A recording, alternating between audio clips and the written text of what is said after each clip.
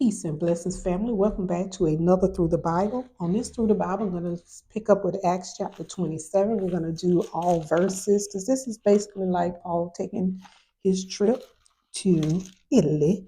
But of course, you know what to do. You're going to get your pens, paper, your Bible. Just follow along and take notes. All right, Zahar, without any further ado, let's get into this Acts 27. All right. And when it was determined that we should sail into Italy, they delivered Paul and certain other prisoners unto one named Julius, a centurion of Augustus' band. All right, so Paul and certain other prisoners, they're on their way to Italy.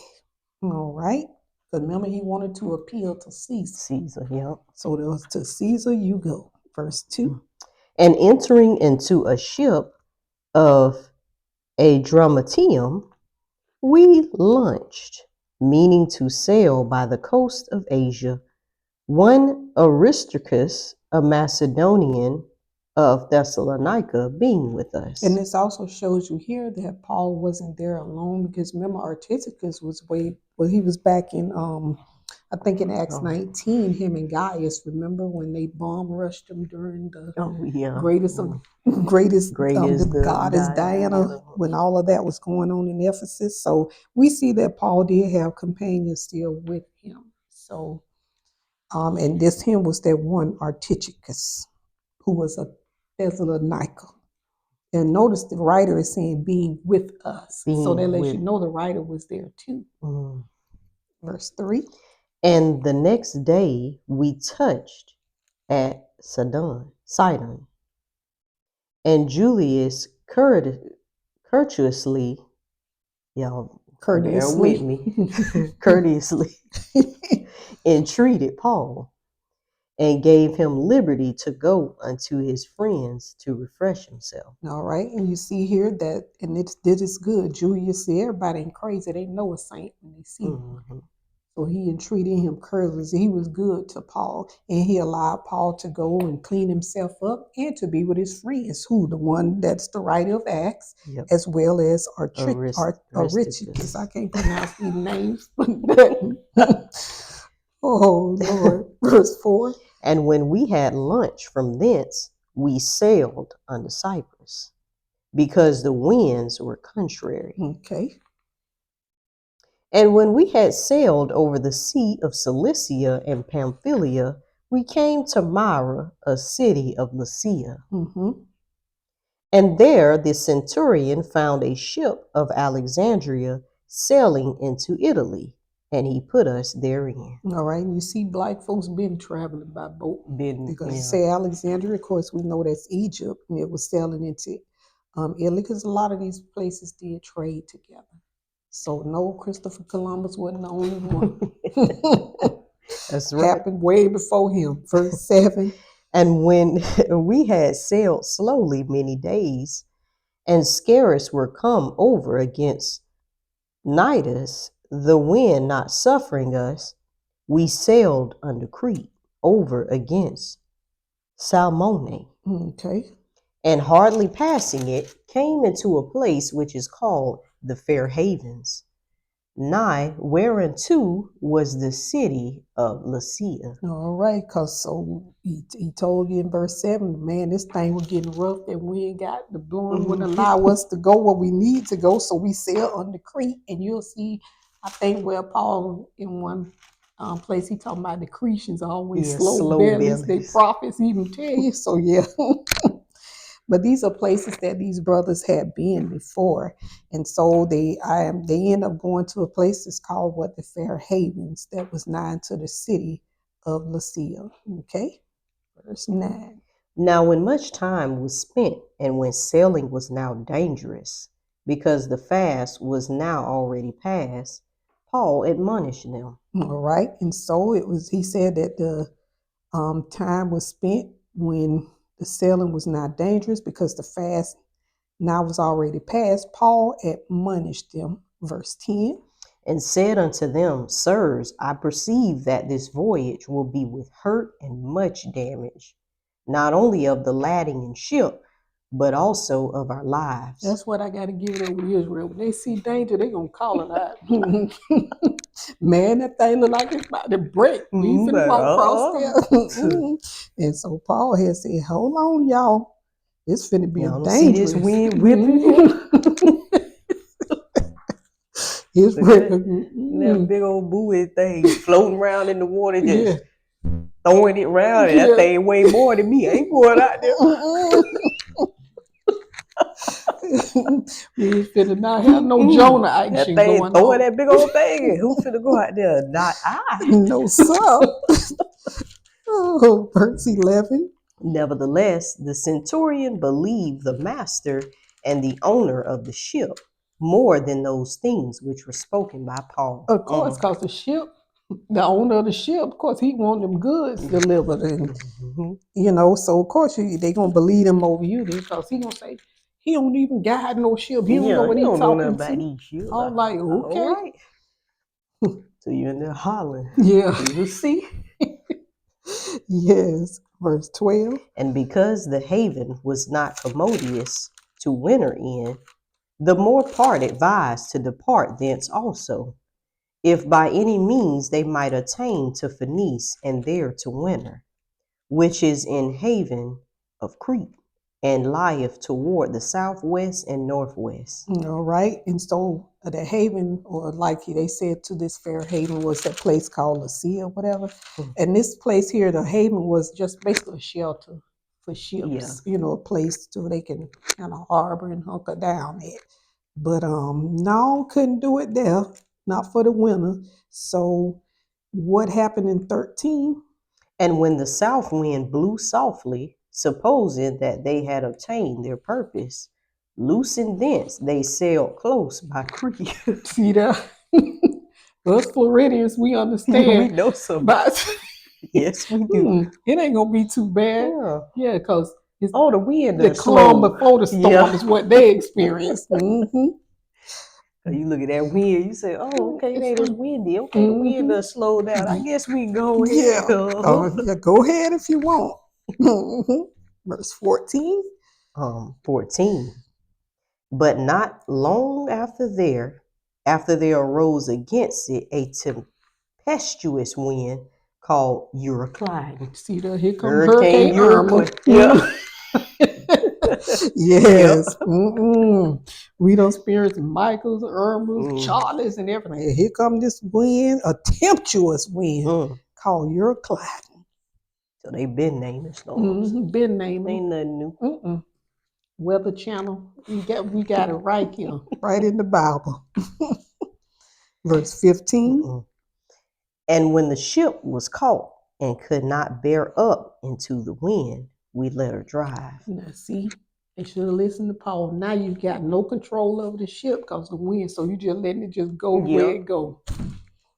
The perfect storm. Remember that movie, The Perfect Storm? Yeah, I remember that. This is what's going on. Verse 16. And running under a certain island, which is called Clauda, we had much work to come by the boat. Okay.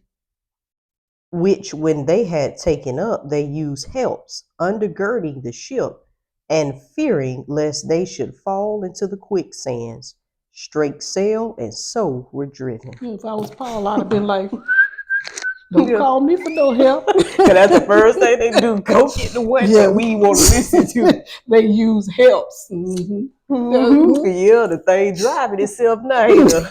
Where the master of the ship at? Tell him to do what he gotta do. They running and yes. Remember, I ain't know that. That's right. That's how it be. Verse 18.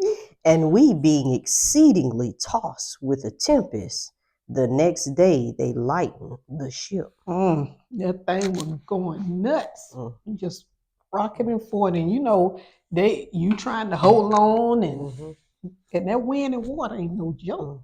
So them same goods that you said the bastard probably was trying to, that's why he wanted to leave. You gotta throw it out on the water. Get it out. To get the ship light, because if it's too heavy, it's gonna sink. That water get in that boat. Be done.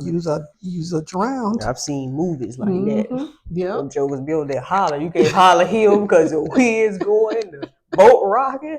Throw it to the side. They throwing crates side everything. Right. Verse 19. And the third day we cast out with our own hands the tackling of the ship.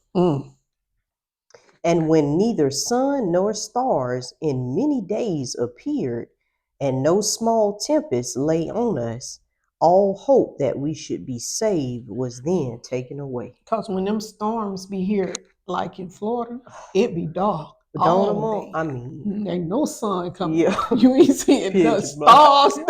Yeah. And you got to remember on the water, oh my goodness, it's even pitch black. worse Because on you the think water. of Paul them time, it ain't have light. 'Cause that's where it lights come and from. what we got. 'Cause that's where the storms grew up from. So Yes. you definitely don't want to be. We done seen where the water go all the recede all the way Yes. back in the ocean. Because that wind is Just just taking suck it, just suck it. No. You have jokers out there playing. Tell me, let's go walk the dog. Why? We're gonna build some sand castles. Go ahead, because when they come back in, and just sweep you away. But even in verse 19, he said, the third day we cast with our own hands. And this is the writer of Acts. So he had to help. He was, yeah. They did it with their own hands. Everybody get the throwing out. If you want to live, you gonna throw it. Oh goodness, and it's dark. In hopes what he said that we all might be saved. All right, verse 21. But after long abstinence, Paul stood forth in the midst of them and said, Sirs, you should have hearkened unto me. You should have listened, and have not loosed from Crete, and to have gained this harm and loss. See there? And to tell you. That's right. And this long abstinence is just a lack of food. Well, they would say a fast. Because you ain't eat. Yeah. Who eating when they trying? Because he already told you something being your life on the line. You ain't thinking about that to eat. Many days, no sun or nothing. It's just pitch black. And now, what you in there eating? You can't even see nothing. And then you're so scared, you probably ain't got no appetite. Appetite gone. But Paul said, it's like somebody should have listened to me. But no, you wouldn't. And that's how it be as saints. You know, the Lord, he'll give you wisdom about something and you try to tell people. And they don't want to listen to you. Whatever. Listen. Yep. But he said, now, if you wouldn't have loosed from Crete, then you wouldn't have had this harm and loss that you got. Because you had to throw all that stuff overboard. Now look at you. 22. And now I exhort you to be of good cheer, for there shall be no loss of any man's life among you, but of the ship. And see, at least the goods gone. But as far as your life, you still got that. And as long as you got that, you got a chance to repent. And you got a chance to get right with the Most High and your sisters and brothers. That's right. But, and it's just like the Lord told Paul, be of good cheer. He telling them to be of good cheer. Verse 23. For there stood by me this night the angel of God, whose I am and whom I serve. Okay. Angel done came to Paul. He said, this night, an angel of God, whom I am, whose I am, and whom I serve, that God. Yes, sir. That's who came to Paul. And what did he say in 24? Saying, fear not, Paul, thou must be brought before Caesar. And lo, God have given thee all them that sail with thee. Look at that. He said he done gave them all to you. Why? Because you were that witness, you witnessing to him. Boy, when you, Lord, bring you out of something like that, shoot. You got to be crazy not to give him some glory. I know that's right. Verse 25. Wherefore, sirs, be of good cheer, for I believe God, that it shall be even as it was told to me. Paul said, I got faith. I believe. That's what the message that the angel brought to me. I believe it. Verse 26. Howbeit, we must be cast upon a certain island. And that's how the Lord do you. Boy, it seems like before that blessing come, boy, you be going through storms, tempestuous winds. You seem like you lose stuff, you lose people. And then he be like, oh, be of a good cheer. Lord, I'm broken. I'm tore up. I can't. It's hard, Lord. I'm trying. Yes. But he said, now one more thing. I got to take you to this little island. You're like, oh, You're Lord, like- you said you wouldn't put no more that I could bear, Lord. You be crying out to him. Verse 27. But when the 14th night was come, as we were driven up and down in Adria, about midnight the shipmen deemed that they drew near to some country. All right. So it's the 14th night. So that's about 2 weeks right there. And they've been going through this. And he said we were driven up and down, up and down. Man, you talking about seasick. Lord, I be praying right now. Please forgive me. Then he said about midnight, the shipmen, they said, I think we done drew near to some country. Boy, you know, when they hollered that out, Mhm. pull it in. Thank God. Give us the Lord help us. I don't even care how we land on that. As long as we there. They gotta roll into it. That's right. Verse 28. 28. And sounded and found it 20 fathoms. And when they had gone a little further, they sounded again and found it 15 fathoms. They like, yes, sir. Feel like we getting close. Pulling in at 15 fathoms. Yeah. 14. Thank God. Lord, let me get Verse 29.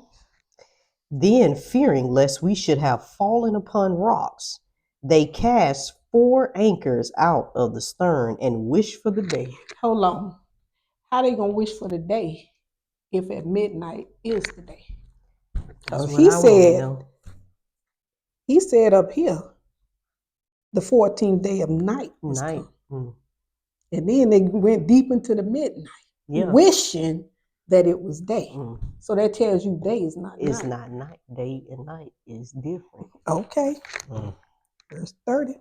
And as the shipmen were about to flee out of the ship, when they had let down the boat into the sea, under color as though they would have cast anchors out of the foreship. Okay. And so here go the shipmen where they are about to flee out of the ship.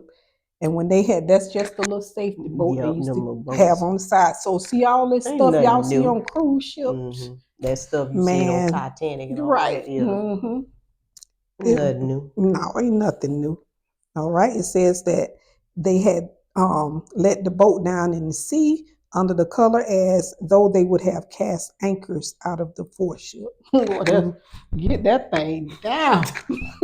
So we can jump in it.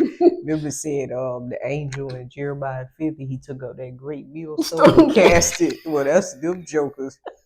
Picked that anchor up and they threw it like a mighty angel through that great millstone. This shot you. When you're in trouble, you'll be amazed at the strength you got and the things you will do to survive. Verse 31. 31. Paul said to the centurion, to the soldiers, except these abide in the ship, you cannot be saved. And that's how the Lord do everybody. That's how, stay in the ship. I got you. He letting you know I got everything under control. Meanwhile, the rocks getting closer and closer. You like, you sure, Lord? 15 But that's how he knew you. 14. We pull it, we gonna have to get out there. This rock gonna take us out. But don't worry about that rock. You got the rock, which is Christ. When you got that rock, you ain't gotta feel it. You sure don't. That's what I like it, because he is your fair haven. He's your place of safety where you can drop anchor and just stay there and rest. Yes, sir. But just like Paul told them, but you wanted to loose from Crete. Stay where the Lord put you, and just you have to trust in Him to be your fair haven. But when that wind and lightning, boy, and darkness come, boy, that place right there ain't no fun place to be. Now, it takes some faith to be in something like that. And we just talking about basic everyday life situations. Okay, verse 32. 32. Then the soldiers cut off the ropes of the boat and let her fall off. Okay, so there go the boats. They say we gonna hit these just in case though. We heard what you said. Verse 33. And while the day was coming on, Paul besought them all to take meat, saying, "This day is the 14th day that you have tarried and continued fasting and have taken nothing." Wait a minute. And as the So the day was coming on. on It wasn't already, day, so it had to come Mhm. on because it was night. yeah, So it had to transition to day, to the daytime. there's a lot of teachers out here telling people that the new day start at night. But clearly we see the day coming on. Right. And it was night, but now the day It is. coming on. Yep. And not only that, Paul told y'all, let's just go ahead and eat. He said this day is the 14th day that you ain't ate nothing. Why? Because they in a tumultuous situation. Who got time? The chef gonna be back there cooking? No. This ain't no cruise ship. These men's lives in danger. Right. We got no. Verse 34. Wherefore I pray you to take some meat, for this is for your health. For there shall not an hair fall from the head of any of you. So now they'll say, see, this must have been atonement. But no, the 10th day of the 7th month is the day of atonement. They in the 14th day. Yeah. So they would have been way past atonement. That is not a fast anyway, right. So humbling yourself.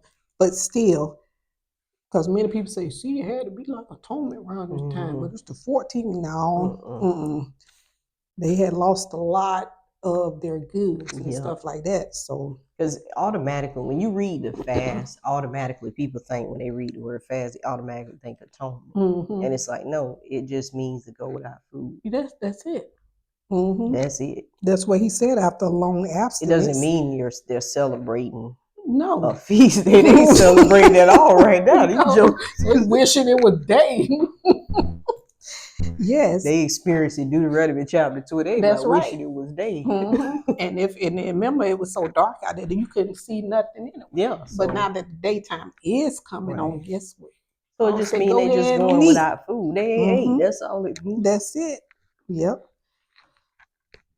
Verse, what was it, 34? Yeah, 34. We finished 34, so okay. 35. But he told them to go ahead and eat some food. Or he said, because why? It's for your health. You're going to need your strength, You just get so weak because remember, all of them had to be working and doing something. You deplete so if this strength. Was a feast day, you can't work on a feast day. Yeah. They throwing out towels. Oh, goodness. Verse 35. And when he had thus spoken, he took bread and gave thanks to God in presence of them all. And when he had broken it, he began to eat. And that's by me, because when I'm at lunch, I don't care where I'm at, where we at in front of people, I give thanks to God. Same here. In front of them all. That's right. And then I began to eat. That's right. Verse 36. Then were they all of good cheer, and they also took some meat. And then Paul tell them, hey, be of a good cheer. And now look where they are. All of good cheer. All of a good cheer, just like Paul had told them. And they was eating. 37.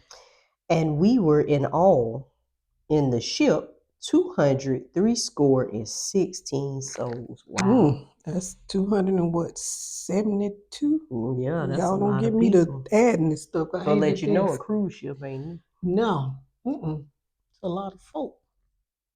So it wasn't just no little boat. Thing was huge. Verse 38. And when they had eaten enough, they lightened the ship and cast out the wheat into the sea. All that wheat had to go. They had to keep lighting the ship. But after they had eaten enough, then they was able to lighten it some more. And it's just a little nugget, but it said wheat, right? The wheat, they make you think of leaven. Yes. It's kind of like what the Lord wants us. You got to get all that. Cast it out. Cast all that leaven out. All that sin. Yes. And put on Christ. Yes. This meat right here that they done ate They had better good cheer. Yes. Like That's Christ right. is that bread of life. Yes. Mm-hmm. That's right. Sure That will is. give you light. That's why you can be of good cheer. Mm-hmm. That's right. Mm-hmm. Even in the darkest of times. Mm-hmm. That's right. Verse 39. Yes. All right. And when it was day, Here go when it today. was They've been night, separating day and night this whole okay, let's go. and when it was day, they knew not the land. But they discovered a certain creek with a shore, and to the which they were minded, if it were possible, to thrust in the ship. Okay. And so here they done like this a creek, and you know where a creek is, and sure there's water, but you know, if it's possible, you know, can we like could a ship bring be it able to in? come in Yeah. here? That's the question, because you're not familiar with that. You don't know what's underneath. Is it jagged rocks, something that'll tear a hole in the boat? You don't know. Verse 40. Verse 40. And when they had taken up the anchors, they committed themselves unto the sea, and loosed the rudder bands, and hoisted up the mainsail to the wind, and made toward shore. All right. And you see what they had to deal with? Rudder bands and mainsails, and you got to sit there and do all this stuff. Oh no. To the wind, and then they made it to the shore, because you know the wind get that sail and have it, you know, it's because it's almost like it pedals It helps. boat. Mm-hmm. Verse 41. And falling into a place where two seas met, they ran the ship aground, and the forepart stuck fast and remained unmovable, but the hinder part was broken with violence of the You waves. see, and that's why they were, you know, minded if it were possible that they could kind of bring the ship, because they wasn't sure that. But here it is. Now the boat done got stuck. And the hinder part of it was broke with violence of the waves. Man, I see why Paul said he went through many shipwrecks and all that stuff. That traveling like that was no joke. 42. And the soldiers' counsel was to kill the prisoners, lest any of them should swim out and escape. That's what y'all worry about. But that's how it is. The soldiers' counsel was to what? Kill the prisoner. Remember, Paul was a prisoner. Yeah. So that means that he would die. He said, lest any of them should swim out and escape. After what they went through, they ain't probably got no energy to swim nowhere. 43. 43. But it just show you what be on the enemy mind. Yep. We done been through hell and back, and now you worry about the escape. So they know their life gonna be on the line. Verse 43. But the centurion, willing to save Paul, kept them from their purpose, and commanded that they which could swim should cast themselves first into the sea and get to land. And see, and this, look at the favor that the Lord used the centurion, who was, I think his name was Julius. You know, he was willing to keep Paul safe, and he kept them for their purpose. And what kept them for, you know, from their purpose, what? To kill them. No, that ain't gonna happen. And he said, those of you that could swim, you know, go ahead and cast yourself into the water. First, y'all go swim out first in the sea, and then get to the land. Boy, I bet they were jumping out. In verse 44. And the rest, some on boards and some on broken pieces of the ship. And so it came to pass that they escaped all safe to land. And so those that really couldn't swim or wasn't no shape to swim, they basically used like broken boards and pieces of the ship as a device. And that's what Paul told them, that all y'all gonna be saved. And look, it said, and they all escaped safe to the land. God came through just like he said he would. So yeah, that's all I have. You have anything else you want to add? Good, no ma'am. All right. Well, with that said, we will say shalom.